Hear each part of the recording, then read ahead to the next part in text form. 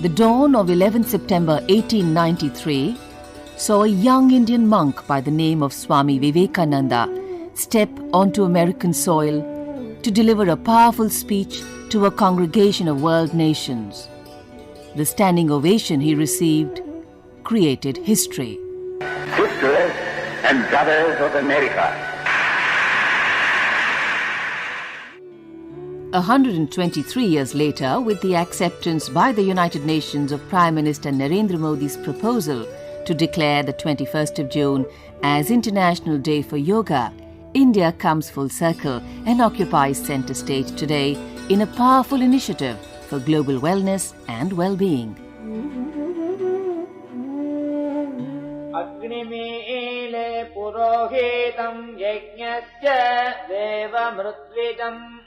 The Vedas, ancient texts from an ancient land, intuitive outpourings of enlightened sages containing truths about astronomy, mathematics, Ayurveda and yoga, all of which have enriched planet Earth in diverse ways.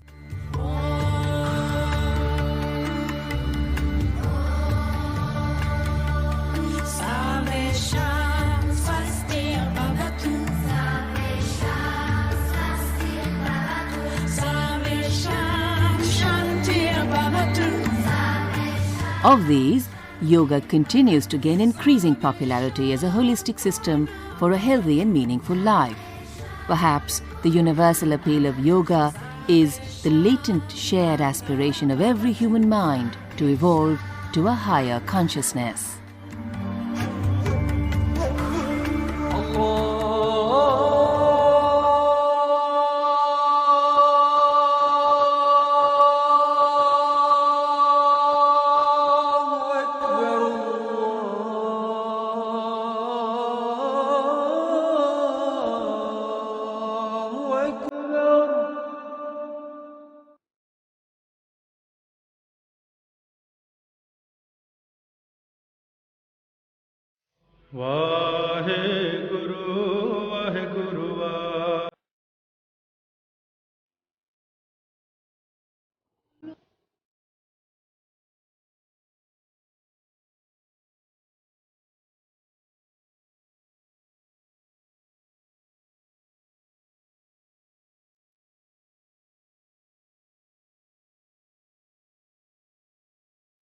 Yoga is not the exclusive possession of any particular religion.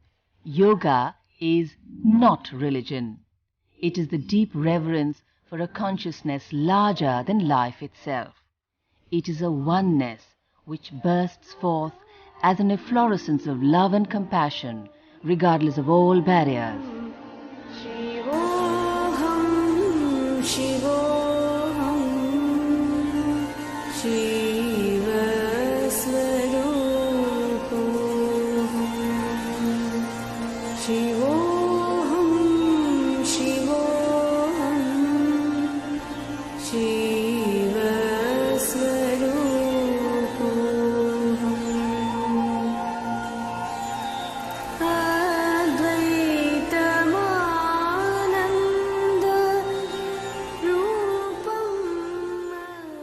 Yoga has as its basis Adi Shankaracharya's Advaitam, a non-duality of body and mind, the self and others, the micro and macrocosm.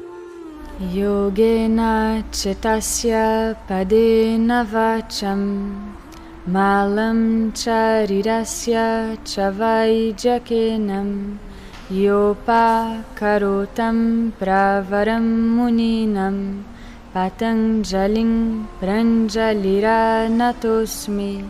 Although yoga is a universal ideal, it is as old as man himself. 4,500 years ago, the sage Patanjali systematized yoga in 196 brilliant verses. These verses, or sutras, offer profound insight into the subtlest aspects of the mind and the discipline to transcend the mind. They continue to guide therapists, wellness consultants, and psychologists the world over. Merrill Martin from the Netherlands abandoned her medical studies to become a yoga teacher. She has been deeply inspired by the Patanjali Yoga Sutras and their contribution to modern psychology. Patanjali Yoga Sutras are actually very, very much in line with modern psychology, as they say that it is really the mind that creates suffering. And this is also what modern psychology understands. I do think that modern psychology does not have the tools yet to work with calming the mind, which yoga does. So I have many friends that are psychologists because of my background in medicine, and they are now slowly discovering yoga, and they're also very enthusiastic about it. So again, this is where yoga therapy is a great bridge between, or additional tool, even for, the common medical doctor to help their practice and to help their patients.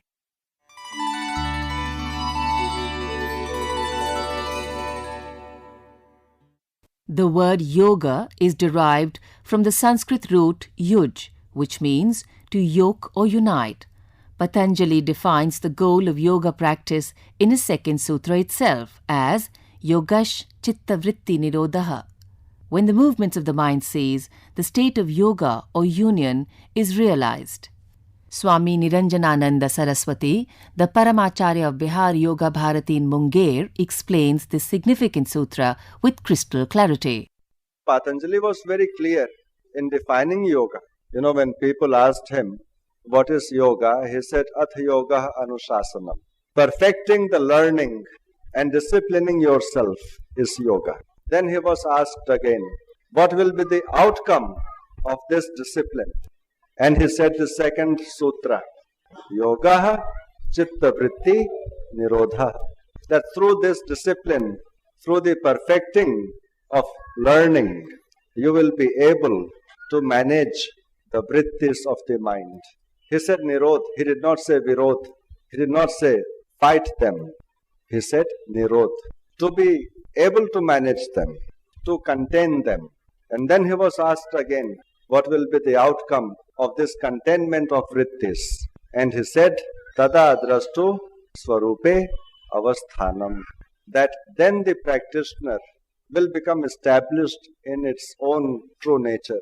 And this true nature indicates a nature which is free of the negative attributes of life, a nature which is free of the tamasic qualities and tendencies of life, the restrictive and the confining tendencies of life.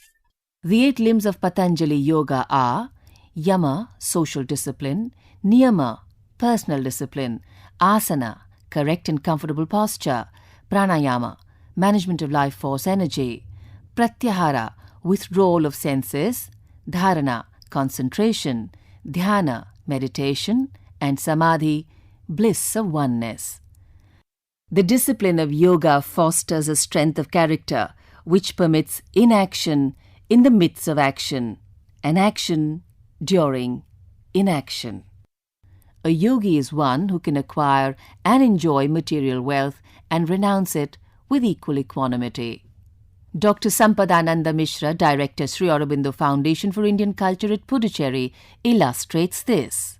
When we develop this sense that everything belongs to the divine and the divine lives in everything and being, then we become capable of enjoying everything and being in this creation without being trapped by the lower nature, without being trapped by our own separative ego sense, which tells us that I'm different and you are different or things are different. I'm completely separated from everything. So all the systems of yoga, they aim at achieving this unity of consciousness, not the division.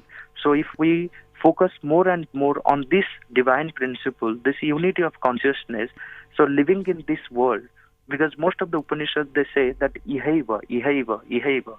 So we have to achieve everything here, not in other worlds. The third limb of Patanjali's Ashtanga Yoga is Asana, which continues to enthrall millions in pursuit of fitness. However, asana has a value which surpasses physical fitness. Yogic postures or asanas cultivate a moment-to-moment awareness, keeping the practitioner sensitive yet firmly grounded. Nivedita Joshi, an ardent disciple of Sri B.K.S. Iyengar and the head of the Iyengar Yoga Center, New Delhi, shares with us her guru's insights on asana as a tool for mindfulness. You see, asanas are not physical, first of all. My guru, Dr. B.K. Sanger, who actually initiated this subject in the army in the time of General B.C. Joshi, he is an authority on these things. Asanas are not at all physical because mind exists in the body. You are using it to start with, but they are not physical at all. It depends how you are practicing and how you are allowing your consciousness to prevail. Pranayama is the next limb of yoga and forms the pivot of yoga practice. The word pranayama consists of two parts, prana or primordial energy and ayama or its management. According to Sutra 49 of Chapter 2 of the Yoga Sutras, once perfection in posture is accomplished, the slowing of inhalation and exhalation and an extension of the life force energy is known as pranayama.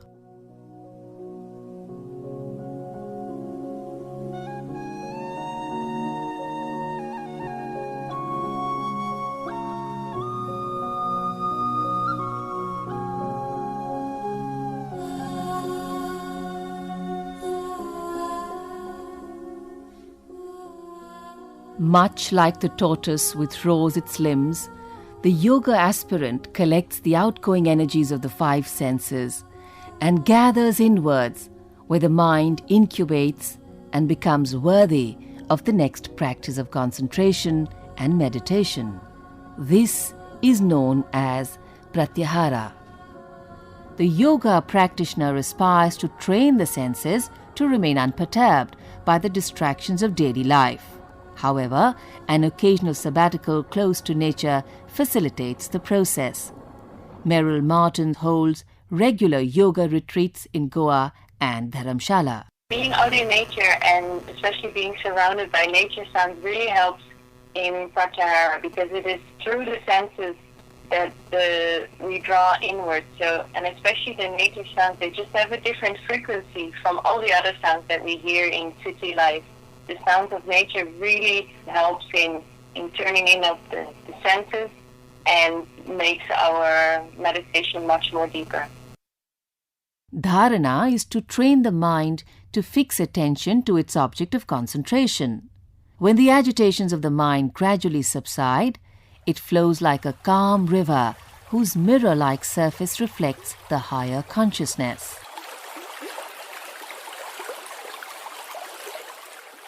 When concentration is perfected, the mind flows smoothly, without distractions, to the chosen object and merges with it.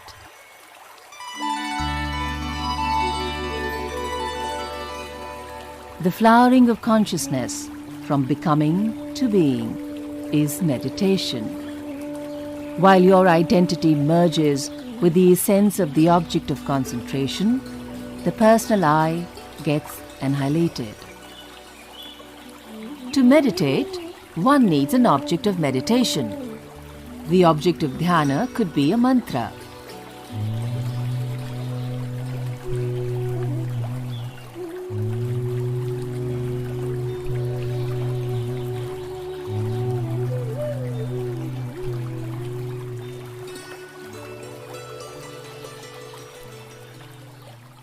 The practice of ajapa-japa combines pranayama with meditation. With each inhalation and exhalation, the breath sings the song of Soham 21,600 times a day. Ajapa-jap is a very ancient technique which allows the mind to merge with the breath and the mantra. Swami Niranjanananda Saraswati. The Hansa Upanishad deals only with the subject of Ajapa-jap, how the mantra is to be repeated with breath. And even other saints have said about the glory, about the benefits of Ajapa-jap. Aisa jap japo manalai, soham surta gai, 600 sahas 2100 jap, anahat upajay apai aap. Yoga therapy is yoga practices customized to an individual's unique needs and is slowly gaining significance as a holistic healing adjunct to conventional medicine. We interviewed a few experts about the utility of yoga as therapy. Ramamani Kalyanaraman, senior faculty with the Krishnamacharya Yoga Mandiram, Chennai, shares her knowledge about yoga therapy for mental disorders like Down syndrome. Mental disorders generally can be tackled with the practice of asana. Because the mind may be disturbed, but the body is generally sound for many of these people. There is a technique called vinyasa krama. Basically, a sequence of asanas are placed one after other. A set of asanas are placed one after the other.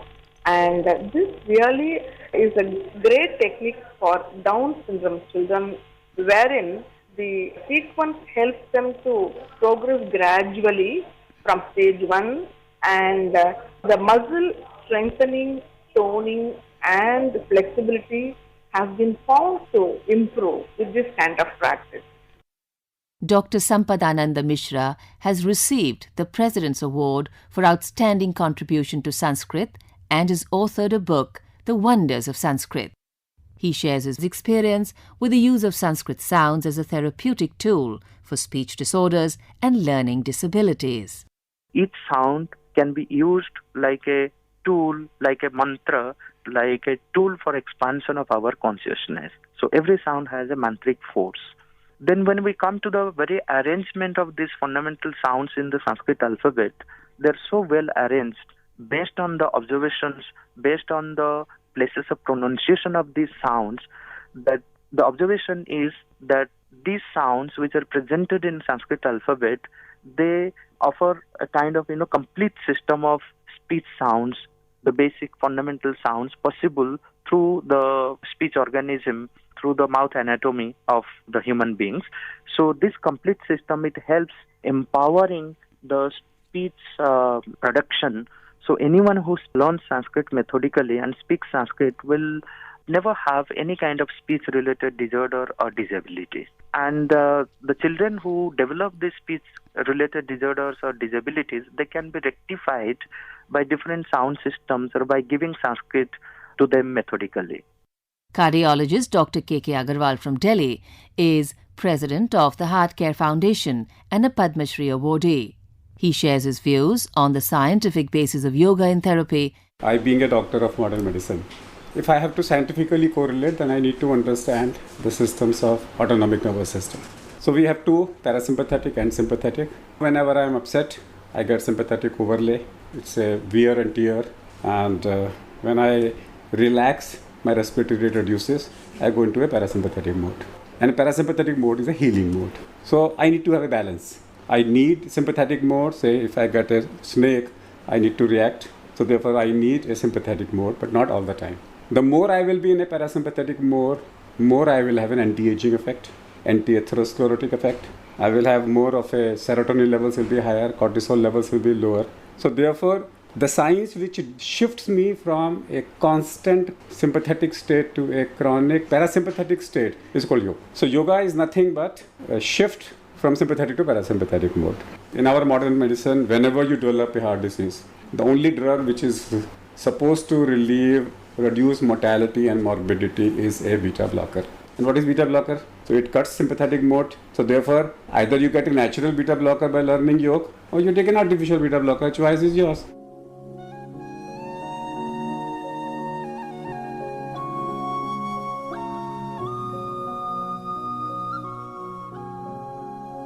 Like an iceberg, 9/10 of the human consciousness lies below the conscious threshold of the brain.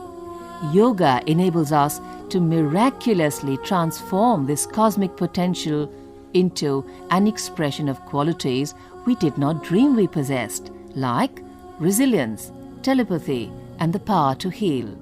Bonani Roy Chaudhary from Bangalore is a mid-level manager with a public sector undertaking and a working mother who discovered yoga at a particularly trying juncture in her life. A couple of months back, a lot of challenges came into my life. They came together, and I was in a frame of mind where I felt this was a dead end. I didn't know what to do. First of all, I had a very challenging job, which was taking up a lot of my time and energy.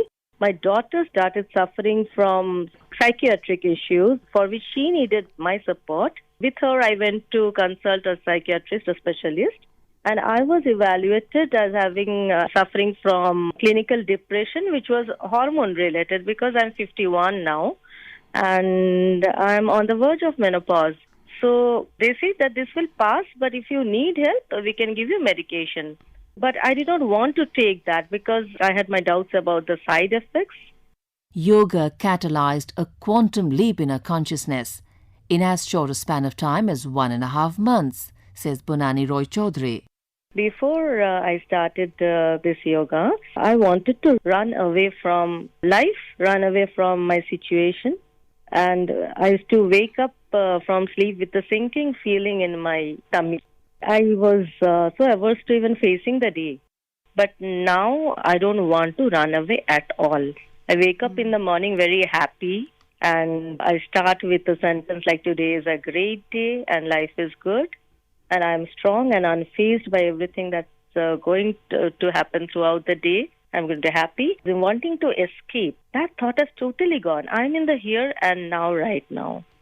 In Now, we have Nivedita Joshi's inspiring journey from being completely incapacitated to becoming a yoga teacher herself. I was 15 when I was sitting on the floor and doing puja, and unfortunately I couldn't get up from the floor, and no doctor could diagnose that why at such young age the child cannot get up from the floor. My spine collapsed till the time I reached to 26 age, and by that time I was on the wheelchair. And when I met Mr. Iyengar, that was the ultimate time of my life when I really surrendered, because I saw that man, and without asking anything, he just diagnosed everything from the looking at my skin of the neck. We have done 12 or 13 x-rays, nothing was diagnosed till the time India got MRI, and they found out that I had a major slip disc and cervical spondylitis to the limit that I lost my walking ability and using my hands. And here is a man who didn't see anything and just the skin, and he had this amazing practice, the sadhana, who can give him this deep knowledge. And then I remember the 12th day, he gave me one posture called Adhomukh Vrikshasana, where you stand on your hands. And I looked at him thinking that, gentleman, I can't lift a newspaper and you're asking me to stand on my hands. And he just made me to do that. And that gave me my confidence back. So this was my first strong interaction with yoga, and then I never looked back, because not only I had this faith and trust, but I saw the science behind the subject, that how scientifically he's making me to move my limbs. Yoga fulfills the goal of centering the individual. This harmony results in Karamasu Kaushalam, or proficiency in action, spoken about in the 50th verse of the 2nd chapter of the Bhagavad Gita. Buddhi yukto jahatiha ubhe sukrita dushkrite tasmad yogaya yujyasva yogah karmasu kaushalam. Dr. K.K. Agarwal speaks on proficiency in action. If I practice this in my life all the time, and that's what I call them as conscious living. Conscious living is conscious eating. That means when I'm eating, all my 5 senses are on eating. Conscious listening, when I'm listening, I'm only listening you. I'm not listening anything else. Conscious smelling, so all 5 senses individually when I concentrate, then I try to shift my awareness from sympathetic to a parasympathetic mode. My acetylcholine levels will be higher, my cortisol levels will be lower, and my adrenaline, noradrenaline levels will be in a balanced state. In that situation, whenever I act, I will act and not react. I will be all the time in a state of sthit-prajna. I will be able to perform better, not only as a knowledge but also as a skill. So my proficiency will also increase.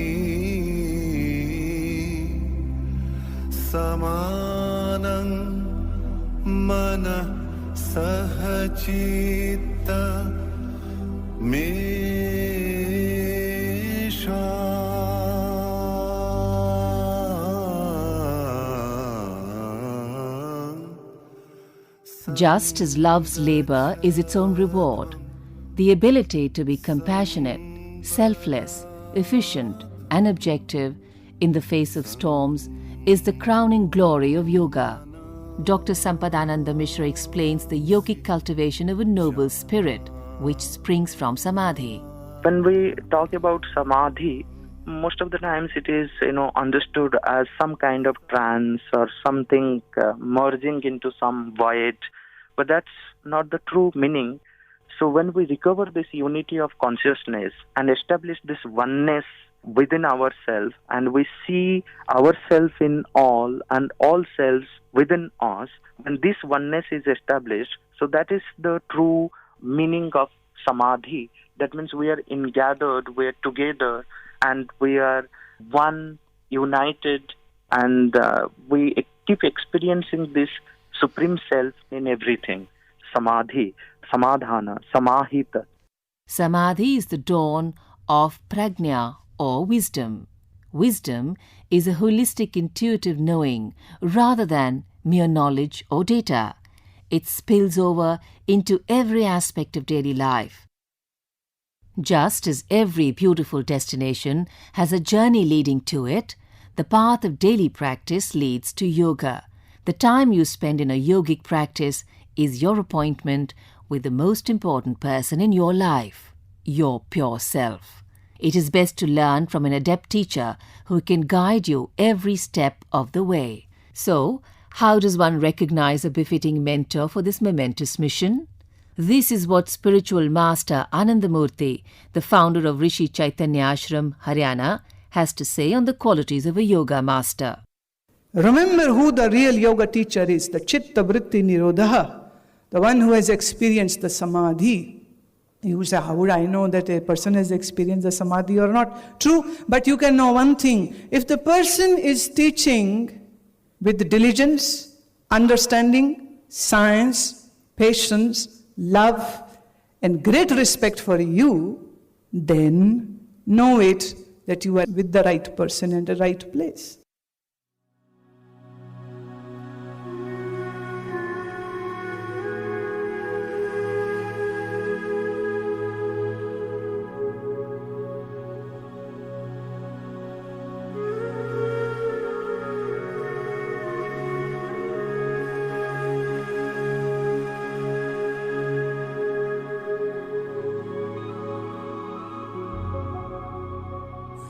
Since time immemorial, your soul and you have been seeking each other like long-lost lovers.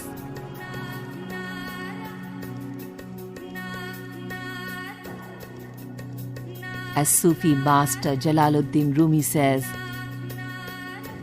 the breeze at dawn has secrets to tell you. Don't go back to sleep. You must ask for what you really want. Don't go back to sleep. The door is open. Let the beauty we love be what we do. Don't go back to sleep.